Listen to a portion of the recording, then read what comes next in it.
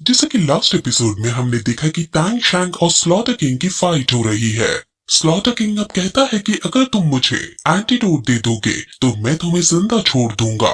Tang शैंग उसे साफ मना कर देता है और स्लॉटर किंग अब तुरंत टैंग शैंग को मारने के लिए उस पर हमला कर देता है। दोनों के बीच कॉम्बैट फाइट होने लगती है और टैंग शैंग इस फाइट में हल्का पड़ रहा था और वो तभी जल्दी से अपनी स्पाइडर लेग्स निकाल लेता है और बाल बाल बच जाता है। टैंग शैंग अब कहता है कि तुम मेरे सोल रिंग्स को लॉक कर सकते हो, लेकिन मेरी टैंग क्लैंग की सीक्रेट टेक्निक को नहीं रोक सकते। वो फिर तुरंत घोसली ट्रीज का यूज करके वहां से बचता है और उसके चारों तरफ गोल गोल घूमकर उसे कंफ्यूज करने लगता है। टैंग शैंग अब मौका पाकर टाइगर व्हील एक्स का यूज करता है और ये उसकी सोल बोन है।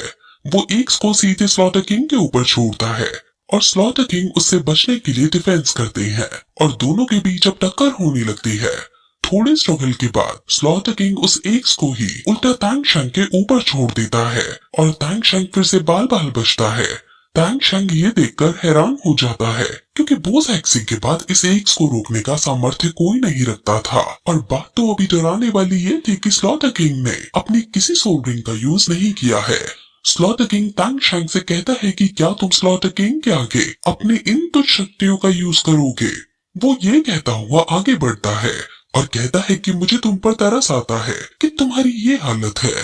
टैंग शैंग अब सोचता है कि सोल रिंग और सोल बोन स्किल्स इसके सामने इनइफेक्टिव हैं।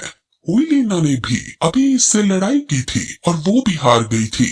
मेरी गॉड किलर डोमेन भी स्लॉटर किंग के डोमेन को ओवरकम नहीं कर पा रही है।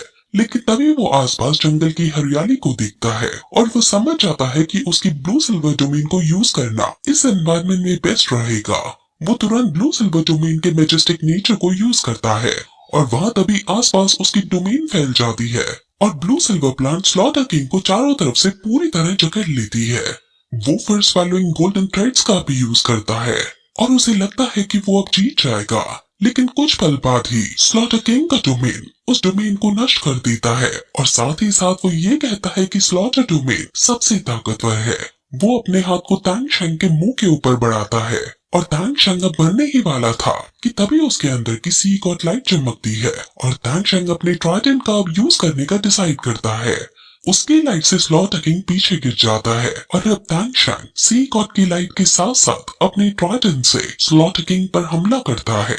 स्लॉटर किंग भी अपने हथियार से टैंग शैंग के ट्राइडेंट से लड़ने की कोशिश करते हैं और उनमें कॉम्बैट फाइट होने लगती है। टैंग शैंग तभी उसके हथियार को नोटिस करता है और वो हथियार हाउ त्यान हैमर है। उनके बीच आइकॉनिक लेवल की बैटल होने लगती है।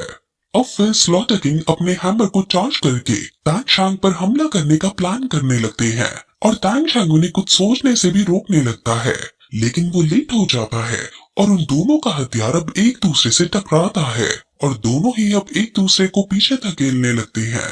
लेकिन टैंग शैंग पीछे जाकर गिरता है, लेकिन उसका ट्राइडेंट अभी भी स्लॉटर किंग से फाइट कर रहा था और उन पर बहुत इंटेंस मात्रा में सी गॉड लाइट को छोड़ रहा था। अब वहाँ बहुत जोर से ब्लास्ट होता है और टैंग शैंग का ट्राइडेंट टैंग शैंग के पास आकर गिरता है और टैंग शैंग सोचता है कि उसने मुझे आसानी से हरा दिया। मेरी सोल पर आसानी से उसने सप्रेस कर दी है और वो बोस एक्स से जितना ही ताकतवर है।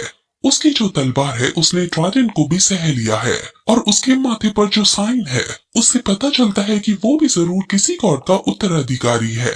लेकिन टैंग शैंग को अब ये बात समझ नहीं आ रही कि अब वो रुक क्यों गया है।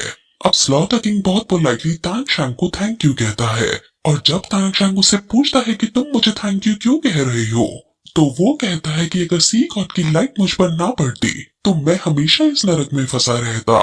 तुमने मुझे हाफ गॉड फॉर्म अचीव करने में मदद की है। अब टैंग शैंग पूछता है कि क्या तुम्हारी ट्रांसफॉर्मेशन किसी गॉड पोजीशन से रिलेटेड है। इस पर वो कहता है कि ये एक प्रॉमिस को फुलफिल करने से रिलेटेड है और फिर वो खुद को टैंग शैंग को दिखाता है और वो और कोई नहीं बल्कि टैंग शैंग है। और इसी के बाद ये एपिसोड फिर यही खत्म हो जाता है।